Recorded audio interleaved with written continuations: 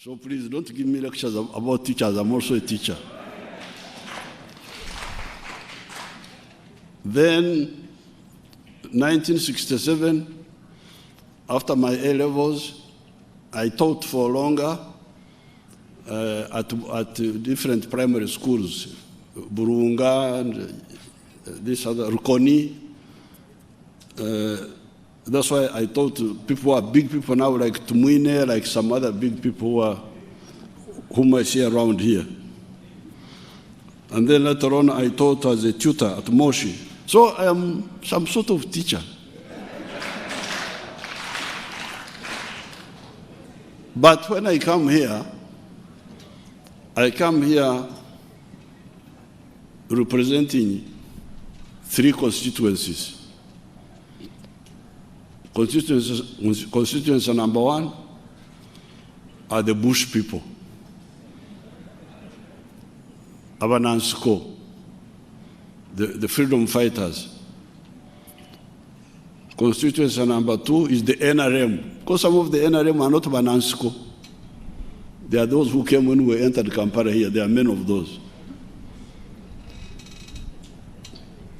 And then thirdly, I represent the people who keep saying Aveo, Aveo, you know those people also.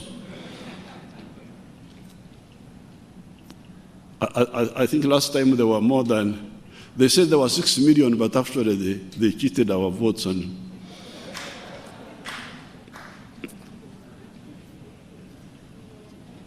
most of the spoiled votes were ours. They were spoiling our votes. So the number is more than that. So these people, you should listen to their message carefully, because we have been in these struggles, some of us for almost 60 years now. So you better listen to what we advise you carefully, because we know what we are talking about. You have seen so many failed states in the world, even in Africa here. There are very many of them. Countries which have failed, which can't operate, where teachers can't teach. And Uganda was one of them. Because I remember at one time there were so many teachers of Uganda who were running away to teach in Kenya, to teach in Southern Africa. Many teachers. So the NRM analyzed what the problem was and has provided a package of solutions. But somehow, some of you people seem not to pay attention to that. You spend so much time talking about things which are really not correct. And it's good that I'm here to help you remember those points. Now, I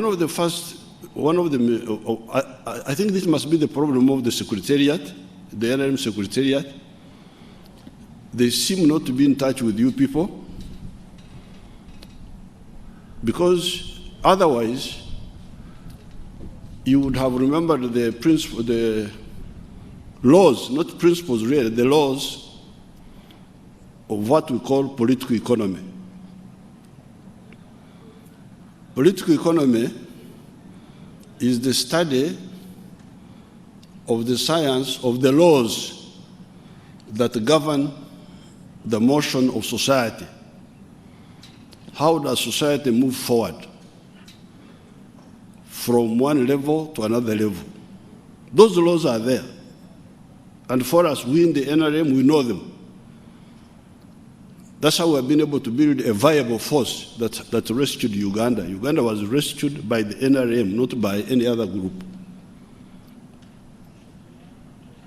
Now, the first law of political economy is to know what we call the primer the primer of social change. Primer is an instigator, something that instigates other things to happen.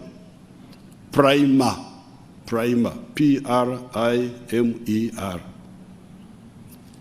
In the gun here, the needle, the one which strikes the bottom of the bullet and the bullet flies off, is the primer.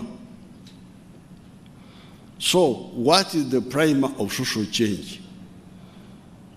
I'm surprised the NRM doesn't get in touch with you, the Secretariat.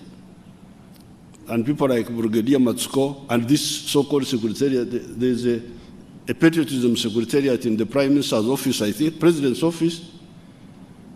They seem not to be in touch with you.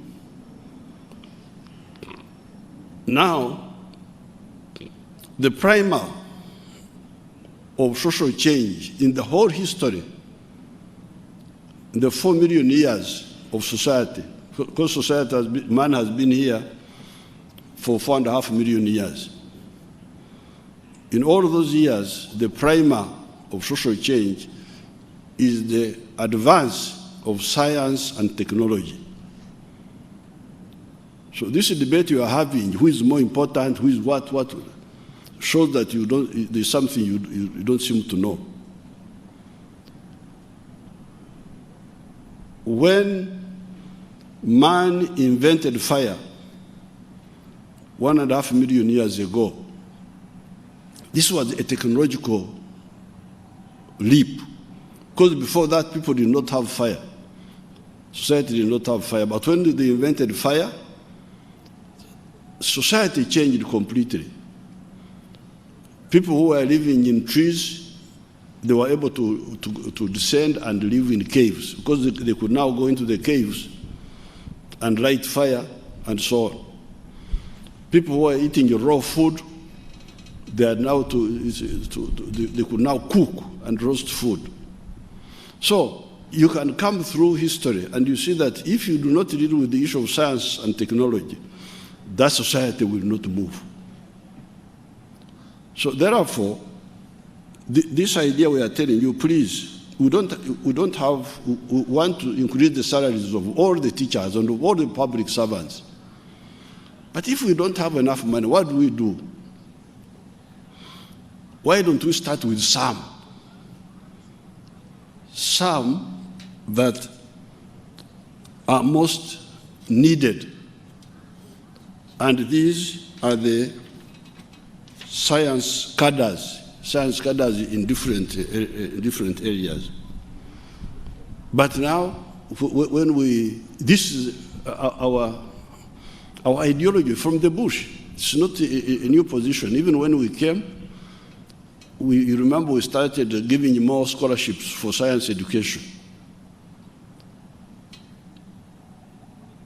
So therefore, this resistance you are launching against our long-held position is not correct. I would advise you to really calm down and stop obstructing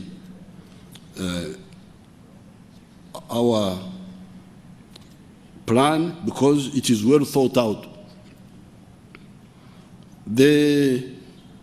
If you look at most of the activities in production of goods, especially goods, they are all science-based.